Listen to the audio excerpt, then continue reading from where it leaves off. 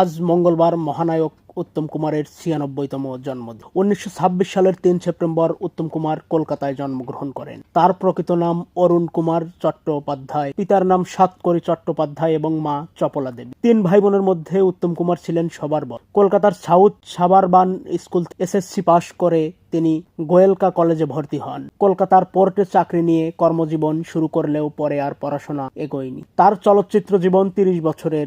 এই সময়টাতে তিনি অভিনয় করেছেন প্রায় ২০১টি ছবি। তার বিপরীতে নায়িকার চরিত্রে অভিনয় করেছেন ৩৫ অভিনেত্রী। সুচিত্রা সেনের সঙ্গে অভিনয় করেছেন ২৯টি ছবি। তবে সর্বাধিক ৩২টি সিনেমাতে অভিনয় করেছেন সুপ্রিয়া দেবীর বিপরীতে। চলচ্চিত্র ছাড়াও অভিনয় করেছেন মঞ্চে ও যাত্রা। এছাড়া পরিচালনা করেছেন ৫টি ছবি। সাধারণ মধ্যবিত্ত পরিবার থেকে এসে চলচ্চিত্র জগতে প্রতিষ্ঠা পেতে অনেক পরিশ্রম করতে হয়েছিল মহানায়ক উত্তম কুমার। সেই পরিশ্রমের ফলস্বরূপ তিনি শুধু নায়কই নন, ভারতীয় বাঙালি চলচ্চিত্র প্রযোজক এবং পরিচালক হিসাবেও ব্যাপক খ্যাতি লাভ করেছিলেন। অভিনয়ে অসামান্য দক্ষতার জন্য পেয়েছিলেন মহানায়ক খেতাব।